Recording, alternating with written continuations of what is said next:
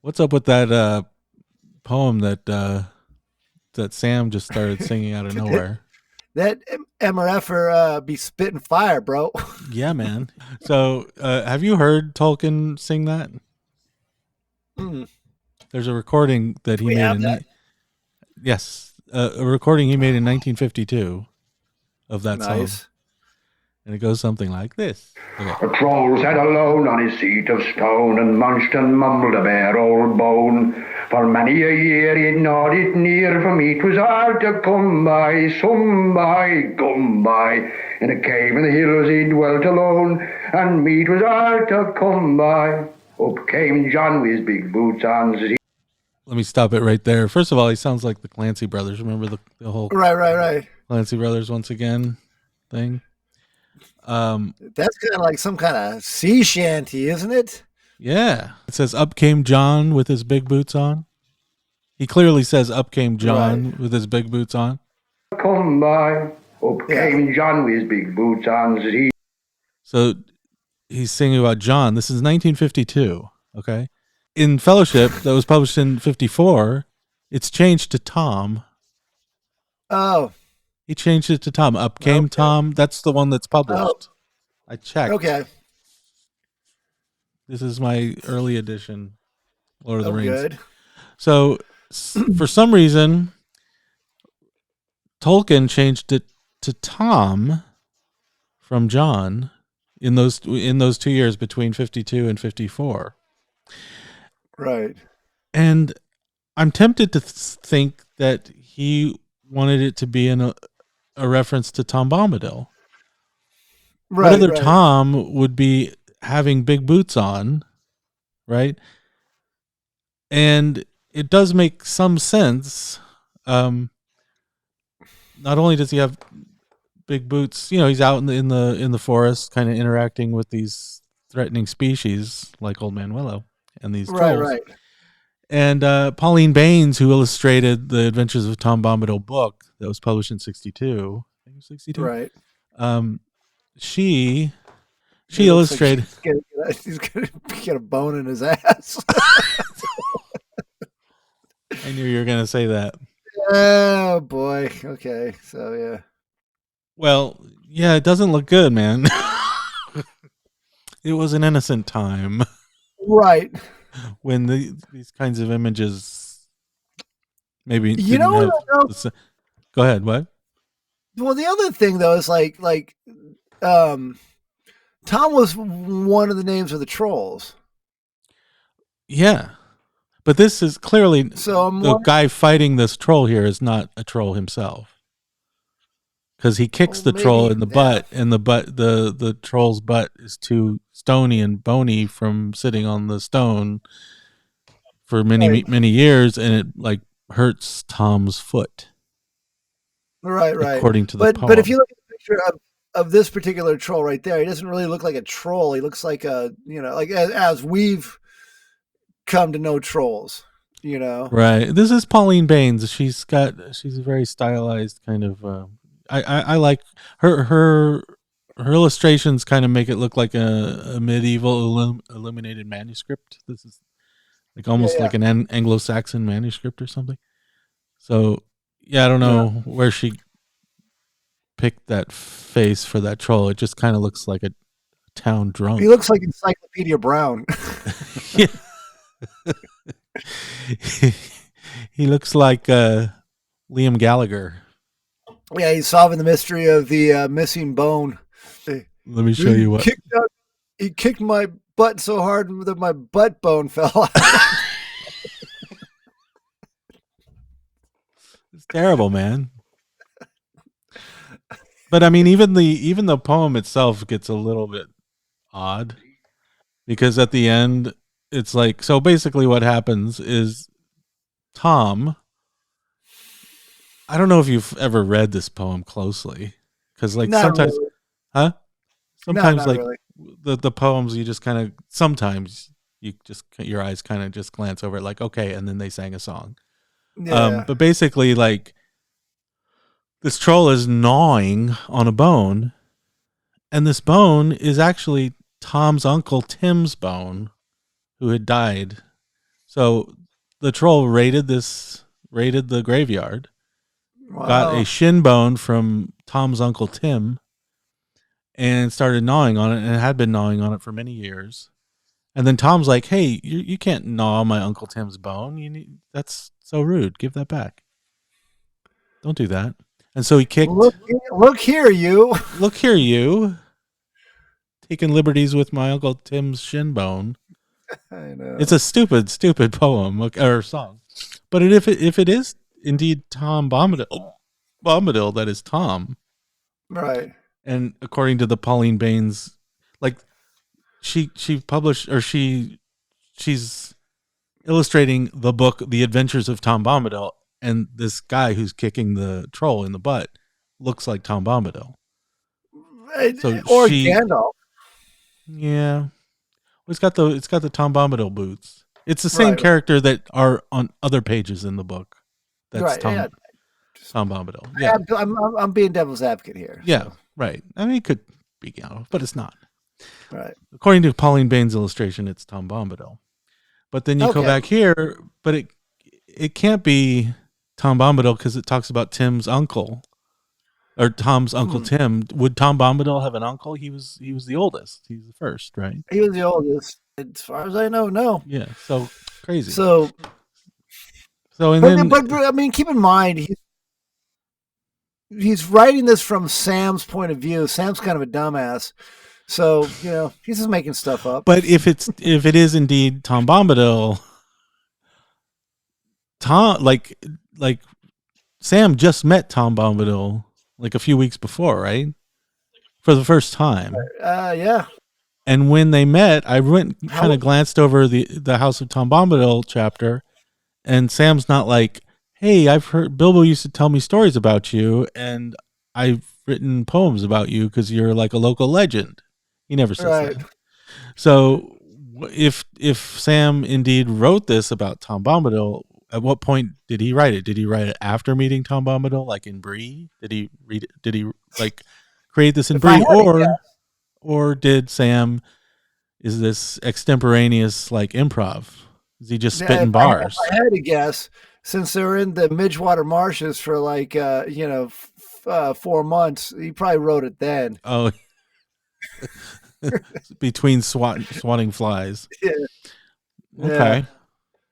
And then it gets really weird because at the end it's like a bump of the boot on the seat. John thought would be it's John in this poem. But harder than stone is the flesh and bone of a troll that sits in the hills alone.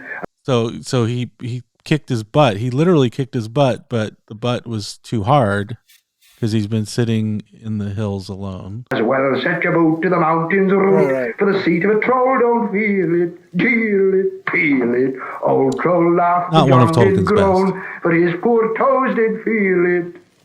John's leg is game since home he came, and his boot, his foot is lasting lame. But troll don't care, and he's still there, with a bony bone from its owner. Donor, boner, troll's old seat is still the same, with a bony bone from its owner.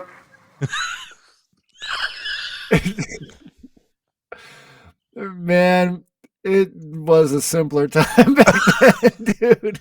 So the bone he boned from its owner. What he's thinking here is boned can, like when you bone a fish, you take the bones out of the fish, or when you bone a you take the bones. So it also means you take something, like you steal something, you bone it. Yeah, not to imply that this troll was a necrophiliac. Necrophiliac. Yeah, never imply such things about a troll. So he's talking about Tim's bone that he boned, otherwise stole from its owner, the dead owner. So he's not listening. Right. But it just sounds bad. It just sounds. Modern sense. Yeah. The exclamative like boner there too doesn't help. Like because donor boner. He said boner. I know. He said donor though too. It's like they use like the boner donor. The boner dog. God, it's so terrible. It's Yeah. terrible. It's just a terrible poem. Why did Tolkien put it in there? But it just made. But then, Dude, here's the thing though. Obviously, like Tolkien was like, man, I gotta put this out there because he recorded it. You know what I'm talking about? He's like, yeah, man, like he recorded it before the Lord of the Rings was published. yeah, that's what I'm saying. He's probably like, man, this is the best song I've ever written, bro. But then, like, so considering the kind of odd ending, well, that's a warning to us all, laughed Mary. It's as well you didn't use a stick and not your hand, Strider. Yeah. So, in other words, because Strider had attacked the Oh yeah, I remember that because Strider knew what was up. Because like they were all he knew like, it was scared that they were stone. trolls. He obviously knew that the trolls were there from Bilbo. That's actually a kind of a weird kind of thing. Did he know that they were Bilbo's trolls, though? Yeah. He said you I mean, don't he know. knew they Remember, were stone. Like they would have had to be stone because it was he daylight. said obviously you don't know your family history. These are the same trolls. Like go to the next page. Is it Aragorn that says that? Hold on. Yeah. Was it Aragorn or was it Frodo? You are forgetting your family history. Said Strider. You're right. Strider walked forward. Yeah. You are forgetting not only your family history, but all you ever knew about trolls. It's broad daylight. Right. You're right. So he knew who. Well, I mean, obviously, he knows Bilbo. I mean, from Rivendell and stuff like that, you know, and he, you know, so. And Gandalf might have told him the story. I mean, Strider has a relationship with Bilbo, right? You know, I mean, you know, and you know, he's. And I'm sure every night, like when Aragorn and Bilbo are hanging out in Rivendell, every night Aragorn's like, "Tell me the one about the trolls again, Bilbo." Oh, Bilbo, favors for the song. but he obviously knows Bilbo because he said, "My friend the Dunedain," you know, and right. You know, what do we take from this whole like poem thing? Do you think Tolkien was like, man, I've got to put it somewhere? I've like just imagine. Well, I think he did that. See, here's the thing. Like when I was a kid or when I was a teenager, I kind of skipped the poems, right? And I think some people, absolutely, dude, I still skip the poems. Okay, really? I'm not to interrupt. I have gone and read them, right? Mm-hmm. But there's not what they do to me is kind of like, oh, it gives like a rich history of the, mm-hmm. you know, or like, oh, some background of the character, right? But if it's any longer than like the Three Rings for the Elven Kings Under the Sky poem, I'm like, all right, okay, moving along. But I did go back. I did go and read them, and I've made I've made myself read them. But I'm just not, they're not essential, but I like them in there. Well, now, now that I've matured and living with words. I mean, it makes the whole work seem more deep, literary, substantial, and the fact that these people come from I like these poems and songs for no other reason than it shows that these people come from a culture in which songs and poems are sung and recited as entertainment, as storytelling, as part of their rich oral history. It just makes this more of a believable kind of old, kind of almost ancient culture where things are passed orally and stories and are told and added to. Then again, in Tolkien's time, they probably, instead of sitting around watching the TV, they probably sat around and watched J.R.R. sing his poems. It's like, oh, let's absolutely, yeah. I mean, people were forced by necessity to be more literary back before TV and radio. That was what they did for entertainment. They sat around and sang songs and recited poetry and read stories. Yeah. So I can see where So it just kind of illustrates a real place, kind of a real time.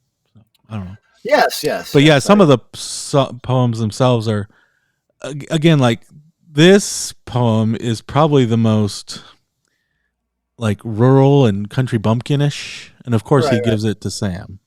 So that's the other thing. Like he uses these poems to kind of help illustrate like this person's world, this person's voice.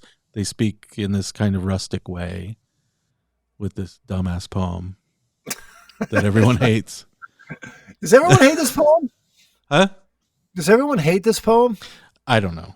No. Yeah. Well, it sounded like don't they mock him a little bit after he reads it? Hold on. No, they're just kind of like.